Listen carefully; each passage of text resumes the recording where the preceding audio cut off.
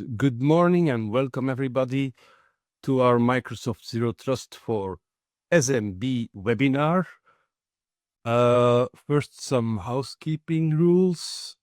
Please remain muted during the call, during the webinar. You can add any questions or remarks in the Q&A.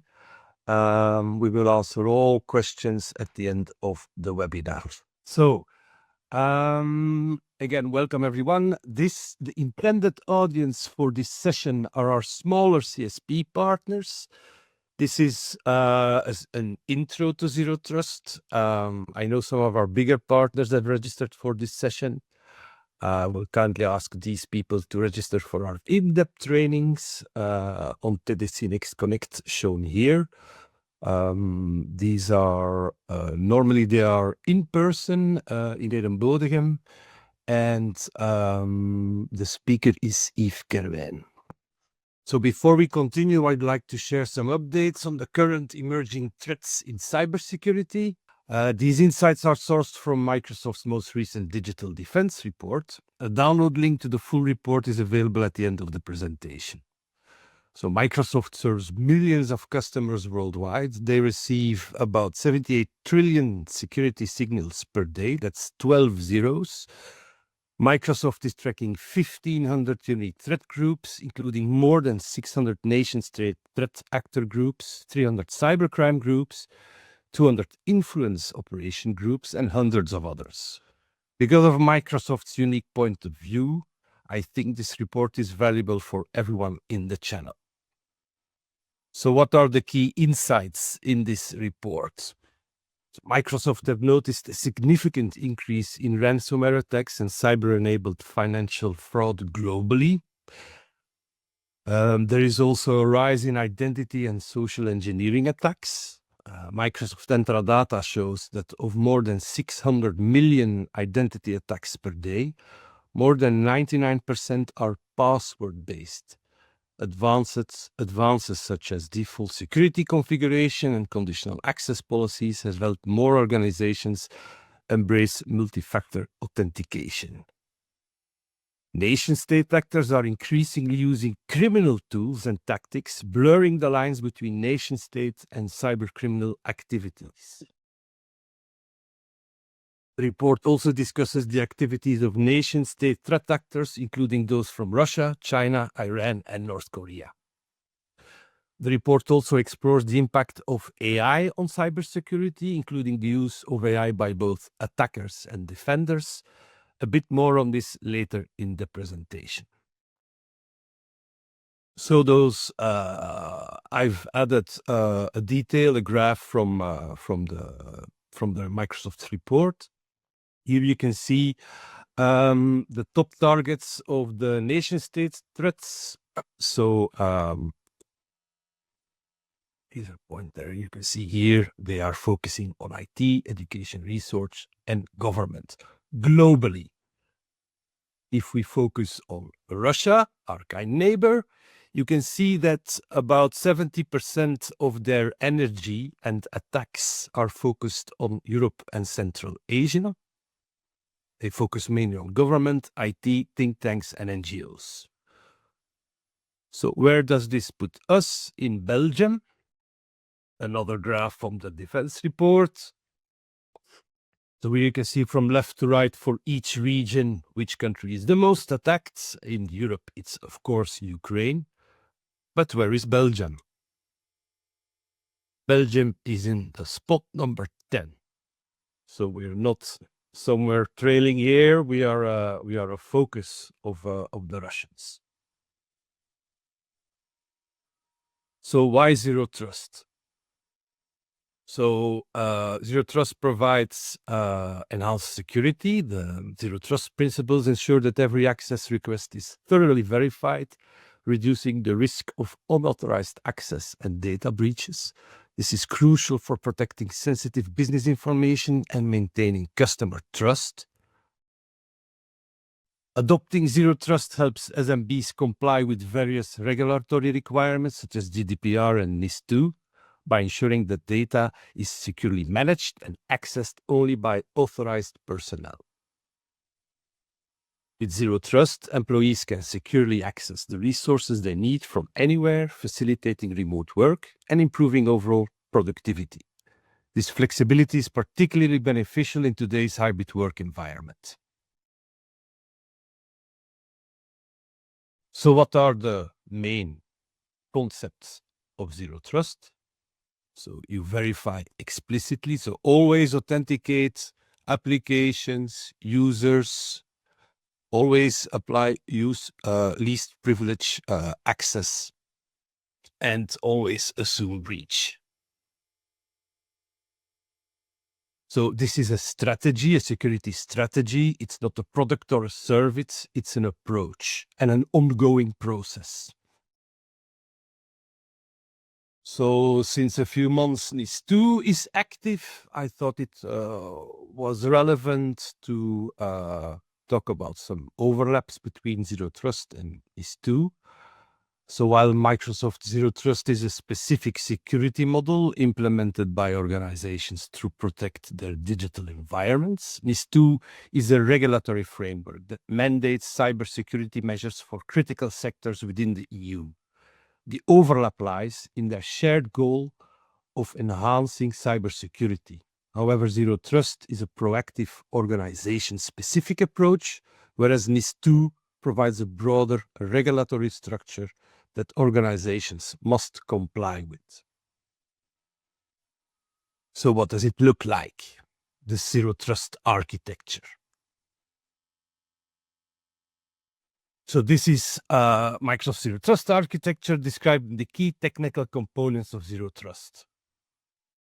So a key foundation of Zero Trust security is identities. Both human and non-human identities need strong authentication, connecting from either personal or corporate endpoints with a compliant device, together requesting access based on strong policies grounded in Zero Trust principles of explicit verification, least privilege access, and assume breach.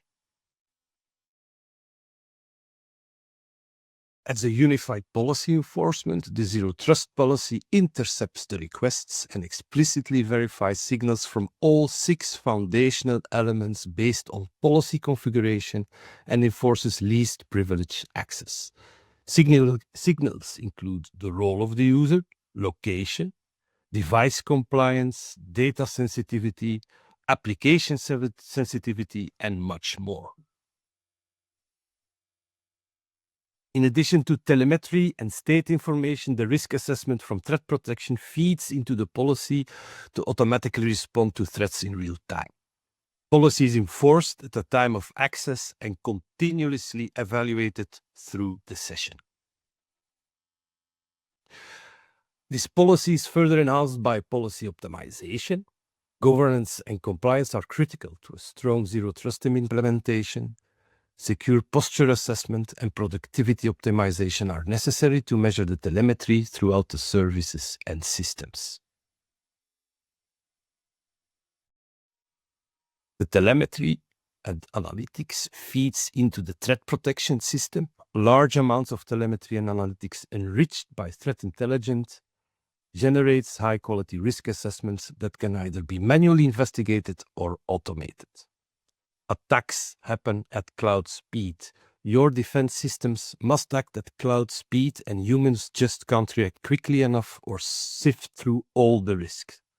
The risk assessment feeds into the policy engine for real-time automated threat protection and additional manual investigation if needed. Traffic filtering and segmentation is applied to the evaluation and enforcement from the Zero Trust policy before access is granted to any public or private network.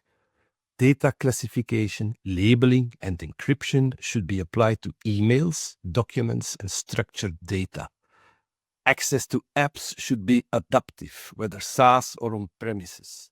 Runtime control is applied to infrastructure with serverless containers, IaaS, PaaS, and internal sites with just-in-time and version controls actively engaged. Finally, telemetry, analytics, and assessment from the network, data, apps, and infrastructure are fed back into policy optimization and threat protection systems.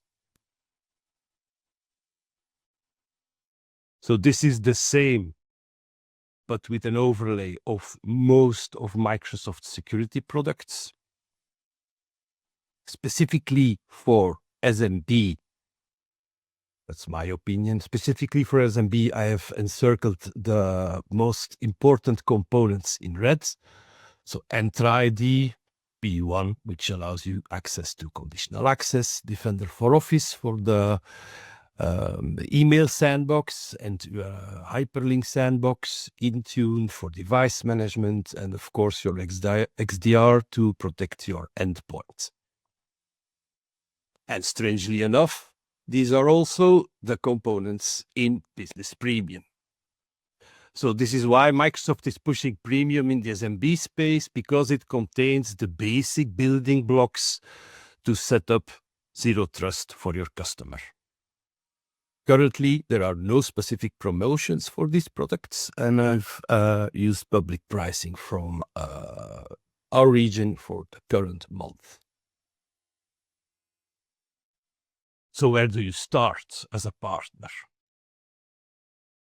Luckily enough, Microsoft provides tools and assessments to help you. The first option is the self-service assessment. So this is a free and light version of QS Solutions CSAT. So this is a completely do-it-yourself solution. If you want a specialist involved, you can go for an assessment led by Microsoft. So I know that many partners are not aware of these free solution assessments. You can ask an assessment for AI, Copilot readiness, cybersecurity, cloud migration, or modernized applications. Through these assessments, Microsoft helps you build a business case for these specific technologies towards your customer. When you register, please don't forget us, so we can also track your assessment. So these Microsoft-led solution assessments, they are free for all SMB customers worldwide. Technology used is from QS Solutions, and there are limited criteria. So no previous assessment at the customer. There are different types of scans.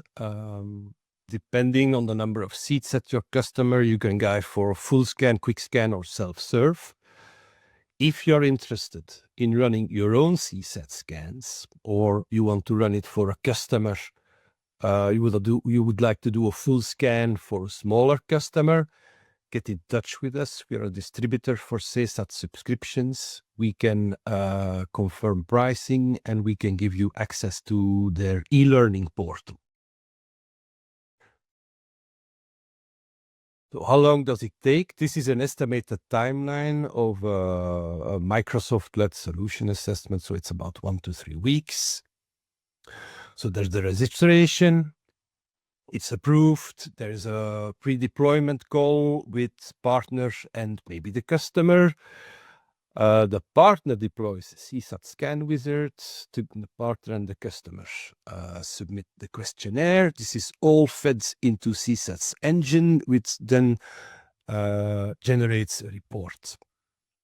Then you go to a call again with the same Microsoft team to go through the report. And then it's up to you, the partner, to plan next steps with the customer based on the outcomes of this report.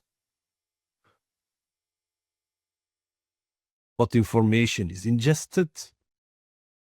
So the inventory tools gather information on identities, infrastructure on-premise and in the cloud, all your policies, what threat protection do you have in place.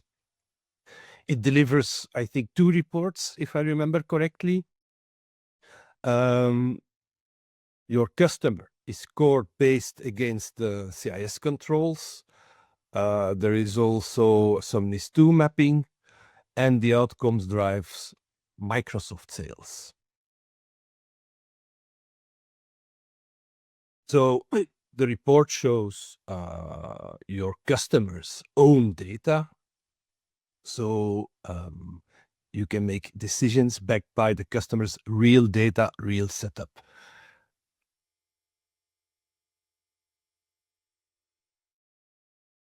This is an overview of the CIS framework. So your customer is scored against each of these sections. I've also added some screenshots from the Power BI report you get as a result. Here you can see that the customer is scored individually against all these individual sections. And there is also some mapping against the NIS2 requirements. However, be aware, and this is not intended as a compliance score, but this is a good guide for you. So now you know the situation at your customer. The next step is, what implementation are you going to do? So this table comes straight from Microsoft Zero Trust main page. Why have I added it here? Because it gives you a good overview of all the Zero Trust documentation that Microsoft has made and is ready for customers and partners.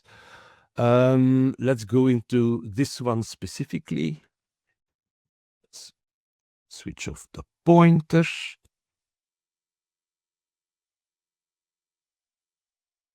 Hope this works. There you go. Let's drag this into my screen. Voila. Premium overview. So this is a step-by-step guide. Step-by-step guide to set up, to deploy, and to manage Business Premium. Step-by-step guide. So just follow this as a partner and you're good. There are also other documentation sets available for you. Let me just quickly put my laser pointer back. So for instance, your SMB customer has some Azure services and would like to apply Zero Trust on that. This is a section specifically for that.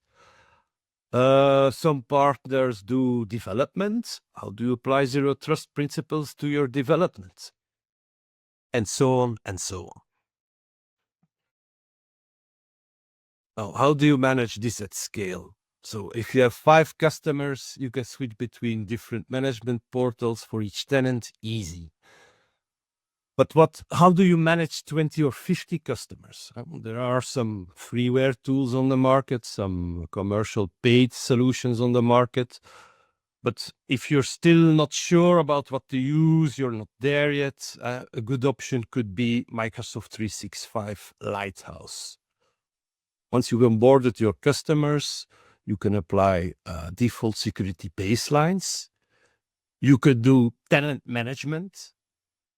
You could do user management within your tenants. You can check device compliance centrally. There's a centralized threat management. And you even get some sales opportunities. This is all free. This is a free MSP tool. Since a few months, you also get Copilot insights. What are those insights? Some stuff like, okay, does my customer have the required base licenses? What's the adoption rate of a customer who already has invested in Copilot? So in this tool, Lighthouse, Microsoft 365 Lighthouse, the only limitation I know of is that there is a limit of max 2,500 users per customer tenant. Want to know more about this? There's a nice 50-minute demo available on Cloud Champion. So I promised to talk a bit about the impact of AI on security. Again, this is talked about in the Microsoft Digital Defense Report.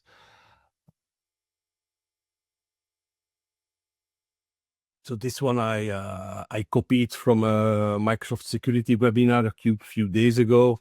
I found it very interesting.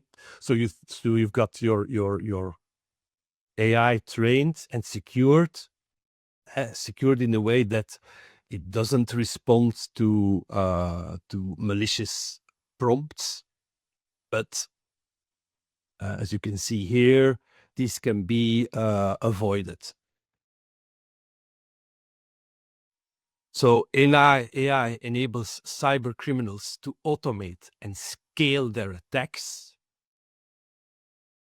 Nation-state actors mainly use AI for influence operations. Cyber criminals use AI to automate discovery of vulnerabilities in software and system. And AI is also used to create highly convincing phishing mails and deepfake videos, making it harder for the user to spot it as fraudulent. So these are the threats. What are the defenders using? Well, in Microsoft case, it's Microsoft Security Copilot. So when you activate this, you get, in fact, two experiences. There is the standalone experience and there is the embedded experience. So standalone and embedded are available for Defender, Sentinel, Intune, Entra, and Purview. What does it do? It improves the quality of your specialists' work. They can react quicker. For instance, you can. It enables a junior in your team to do some work or elevate the quality of their work, respond quicker. Veterans in the security space, I've also mentioned that they are able to respond faster. Oops. So these are some examples of prompts in the standalone. So there's a Security Copilot portal with pre-populated prompt books. You can save your own prompt books. You can share them with colleagues. This is an example of the embedded Security Copilot in, I think this is Microsoft Defender. Here on the right, you can see Copilot, Security Copilot. And in this case, the user has asked Security Copilot to analyze a PowerShell script. And as you can see here, it returns its analysis in a normal, readable human language. So these are a few examples of all the prompts, all the functionality offered by Security Copilot. Now, what about pricing and licensing? So Microsoft counts this or markets this through security compute units. So you need to provision these through the Security Copilot portal to run Security Copilot workloads. And they provide insight, prompts, runbooks, and automate them in both standalone product and embedded experience across Microsoft Security. You can flexibly provision these units to meet your organizational needs, so you can throttle it. You can see the costs with an in-product dashboard. Microsoft recommends provisioning 3 of these SCUs per hour to start your Security Copilot exploration. Please be aware that Security Copilot does not need to be up and running all the time, so you can throttle this as you need it. I've added pricing here just to make you aware that if you leave it running 24/7 with the recommended quantity, that you do not get a heart attack from the price. So who are the intended users? SOC analysts, compliance analysts, and IT administrators. SOC analysts for investigation, remediation, compliance analysts to manage security posture and understand risks within the organization. So what is our call to action? Is to run your first security assessment. Try it, it's free, and use this as a starting point with one of your customers to start the Zero Trust journey. If you need any help, any assistance about Microsoft security, anything we talked about here in this webinar, call me, mail me, or my colleagues.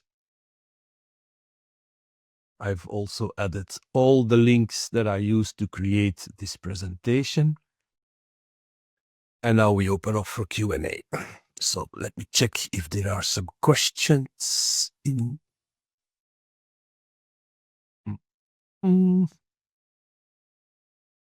No questions. Wonderful. Let me open up. You can open your mic if you want to, if you have questions or remarks.